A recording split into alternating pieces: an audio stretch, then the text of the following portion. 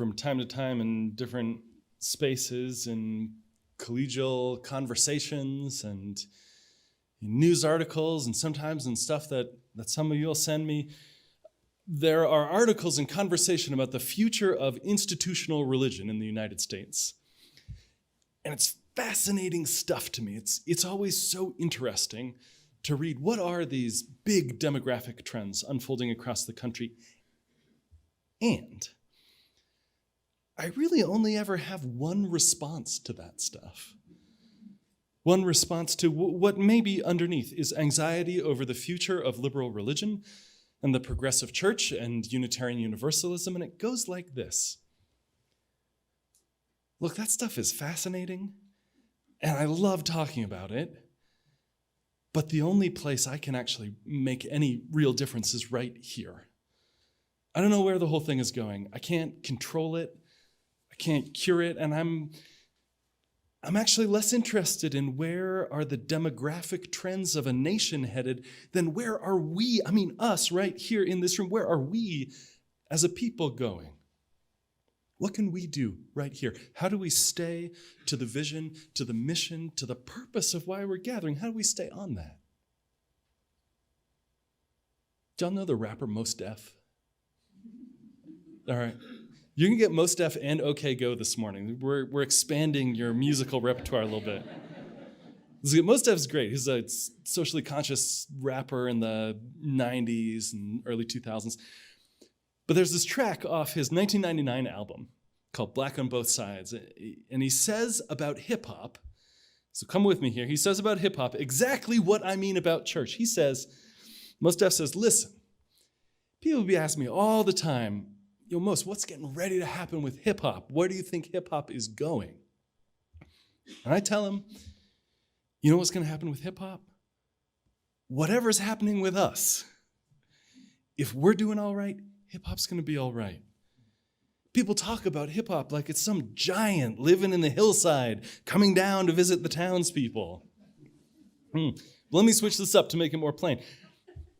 People talk about Unitarian Universalism, about liberal religion like it's some giant living in the hillside, coming down to visit the town people. We are Unitarian Universalism. Me, you, everybody, we're it. It's going where we're going. And the next time you ask, where is this church going? And it's a good question to ask. Ask yourself the next one too, which is, where am I going? How am I doing? That's going to give you a clear idea. That's the realer question, the more important question. Where are you going? Where are we going? In the wider culture, there's that conversation about the end of institutions. Do young people, of whom I am increasingly not one at all anymore, want to be part of institutions? And I have to say that I'm not really worried about that question in the abstract, because I know that the best way to make change as an individual is to stop trying to be just one individual making change, but to get together.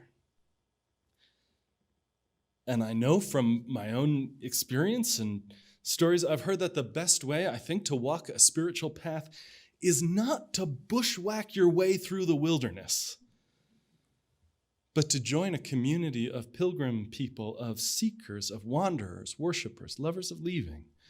Each of us walking a spiritual road together and trying out different things and comparing notes and figuring out what that's going to look like next. On this Sunday, it's not an abstract question about the role of institutions in public life in the decades to come. The question is concrete, which is, how will we all together shape a community, this community that sets our hearts and minds ablaze, that sets our hands to work for justice in the world? How are we doing? Where are we? If we're all right, this church is going to be all right. Because the real and the enduring substance of this place, however solid these stones are, the real substance is only ever the people. It's the relationships, the connections, it's us. Just like Hanska, Minnesota, 140 years ago, united by the commitments we make to travel this road together.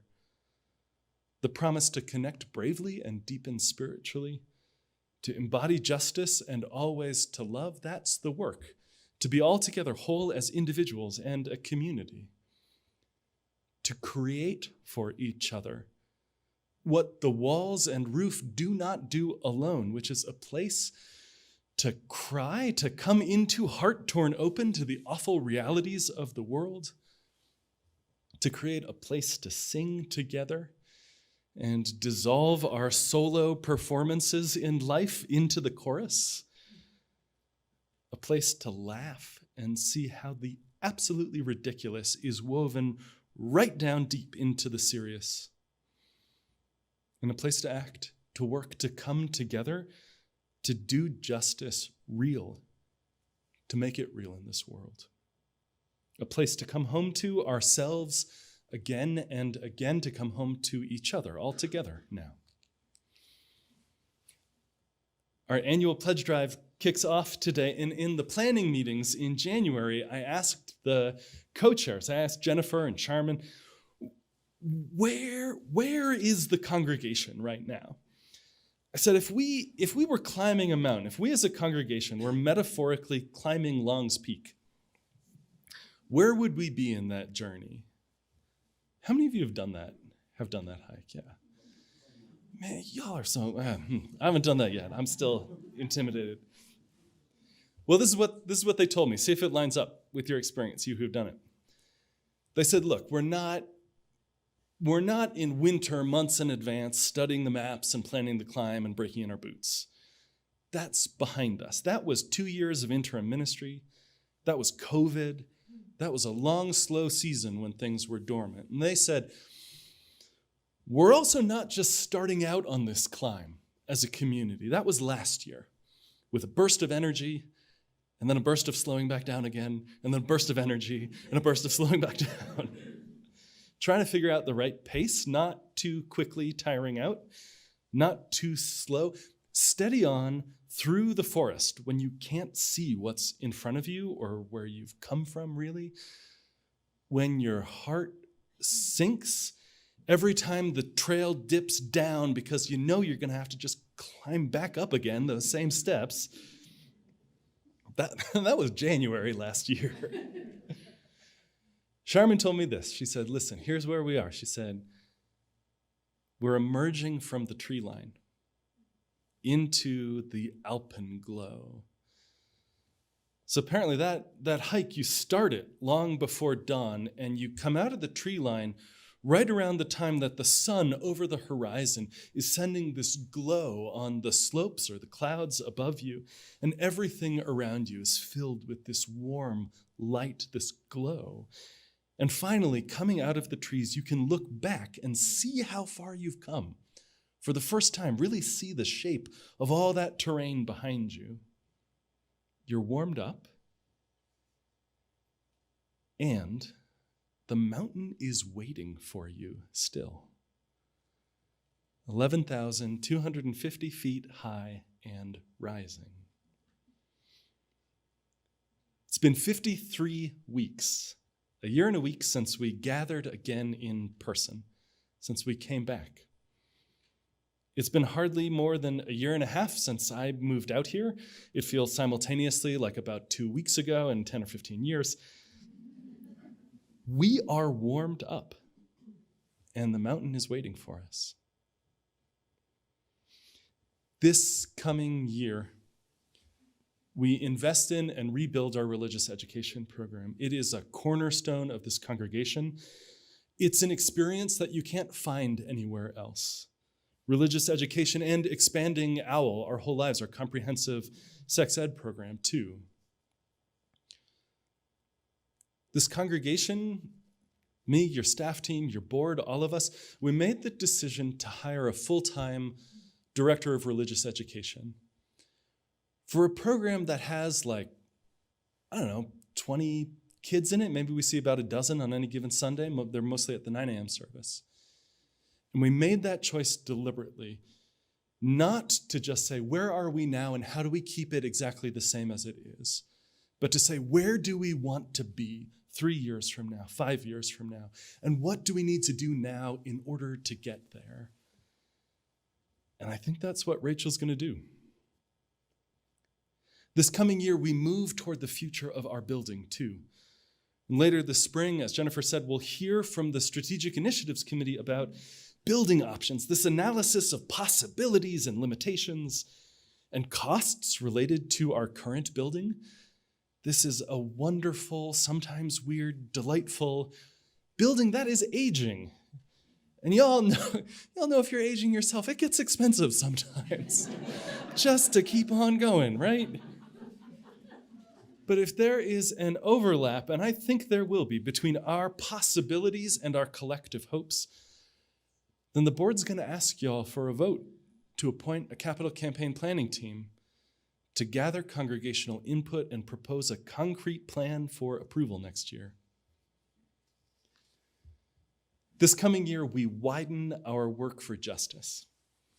You're going to see it after the service today. Stick around, grab a cup of coffee, and come on into the Sky Room to hear how the different justice teams are working in the congregation right now.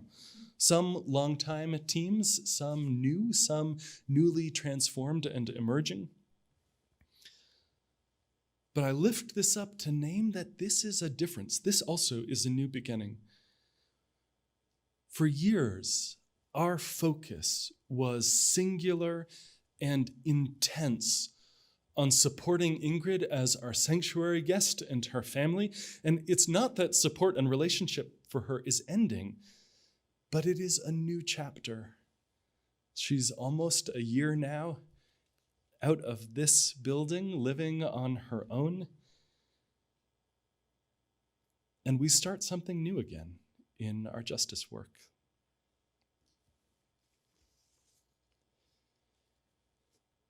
Every week we have newcomers visiting for the very first time, and often we hear from them. In the first Sunday of every month, we do this new to you, and Irene and I are in the listening room back there and invite newcomers without an agenda. Just come, introduce, tell us your story, ask your questions.